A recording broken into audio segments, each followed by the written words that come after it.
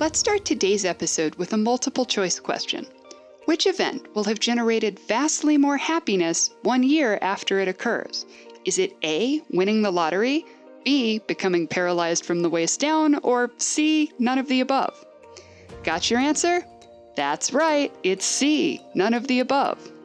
What's that? You picked A? Well, guess again, because a 1978 study reported that 1 year later, lottery winners and paraplegics were almost equally happy with their lives.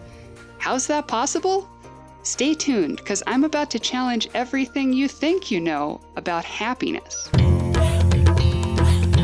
What you know about it? What you know about it?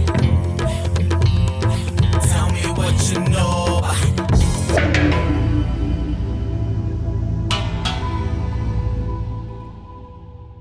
At some point in our lives, we've all had a second piece of cake and felt the rush of instant gratification, usually followed by less pleasant feelings. So, did that extra piece of cake really make us happy?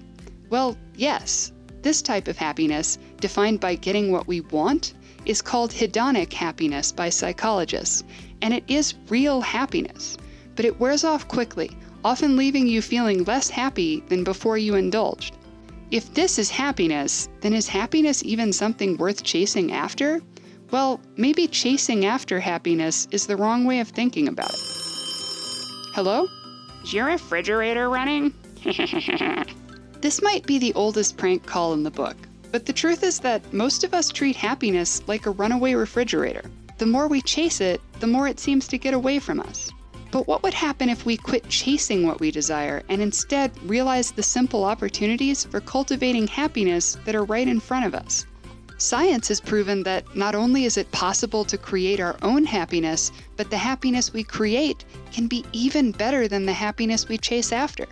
We can achieve a more fulfilling type of happiness, labeled eudaimonic happiness by psychologists, just by being nice to someone, thinking about something we're grateful for, or taking the time to do something we really enjoy. Speaking of things we really enjoy, it's time to see what's in the mystery box. Oh, it might be socks, it might be rocks. Let's hear what's in the mystery box.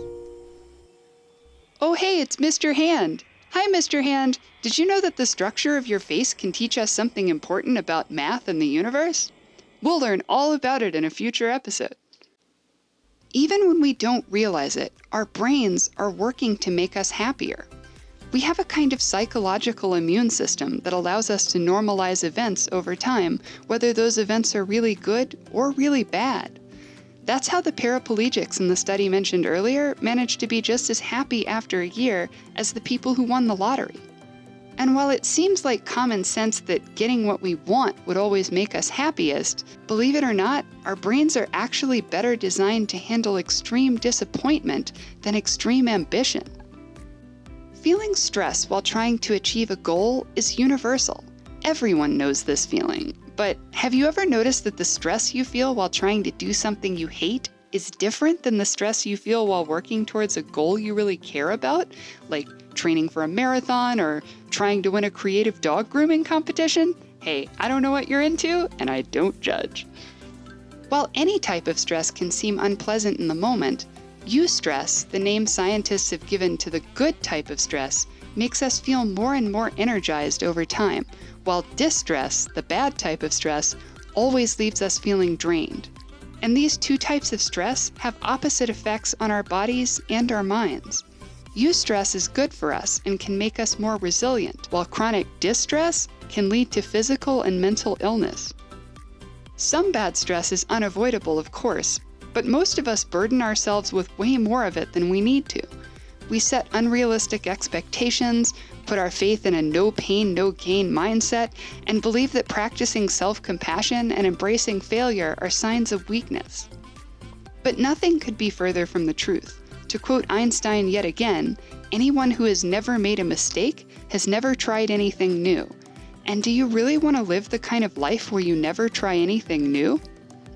Most of us grew up believing that if we work as hard as we can and tirelessly pursue what we want at all costs, we'll be happy and successful. If we fail to get what we want, on the other hand, will be losers and be doomed to some terrible, sad fate. It sounds silly when you say it this way, but admit it, this is how you grew up thinking about life. But if you actually look at people who failed at some of their most important lifelong goals, you find a whole lot of people who are doing just fine. In fact, many are even willing to admit they're grateful for the path they ended up on, which was not at all the one they'd originally hoped for. Stan Lee dreamed of writing the great American novel, and if he'd succeeded, there'd be no Marvel Comics. Mark Twain did write the great American novel, but might not have become world famous if a bankruptcy due to a colossal investment in a failed invention hadn't forced him to go on a world tour to promote his writing. And speaking of writers, J.K. Rowling was a divorced single mom on welfare when she wrote the first book in the Harry Potter series. It turns out our brains are incredible machines that are really good at making lemonade out of whatever lemons life throws at us. With a little bit of the proper perspective, even people who've made colossal mistakes in their lives or just been really, really unlucky have found reasons to be just as happy, maybe even happier, than people who are what we think of as traditional success stories. So if you're feeling like a failure or like things aren't turning out the way you want them to, no matter how hard you try, don't stress, because the universe has got your back. It has built into this incredible machine that is your human brain the ability to be truly happy no matter what life throws at you, and that, in and of itself, is a reason to smile. See you next time.